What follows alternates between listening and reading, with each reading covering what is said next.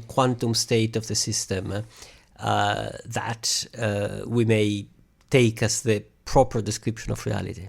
I would like to say that. Would that be so? Yeah, I would. I'm a realist. I can't even imagine what it would be like to be a scientist and not be a realist about reality. And yet I know.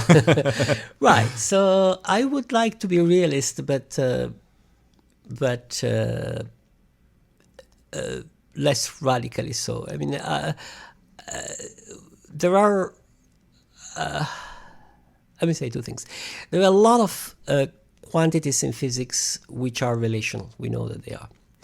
The velocity of an object is not a property of the object. There's no sense in which the velocity of an object is a property of the object Depends itself. on who's measuring.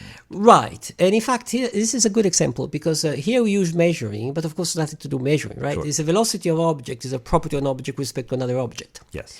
So I can say that the Earth has a certain velocity with respect to the Sun, but the Sun is not measuring, not going out with meters and, and chronometers. So we use this language, measuring, and we interpret this language to say that some properties are relational. I want to be realist about relational properties. I want to think of reality in a realistic way, perhaps a little bit closer than you, to our direct experience of reality. I see the photons coming in. I see the table being the table. Right. I see our direct experience of reality is tremendously overrated, frankly.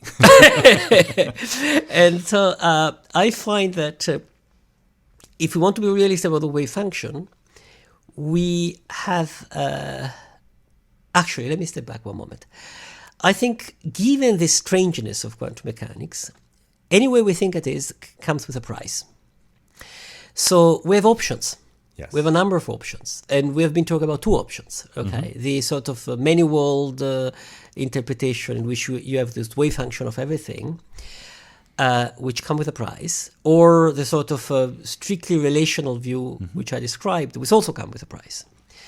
And there are others, and they have their own price. Right, that's right. And many discussions about quantum mechanics are, well, which price are we ready to pay? And the price of the relational interpretation I described is this weakening of realism. So to say, what the state of the system? Well, I don't know. It doesn't matter. It doesn't have a state. It only has a state with respect to A, this is a state with respect to B, and this is a state with respect to C. Right. And there is no solid objective overall picture.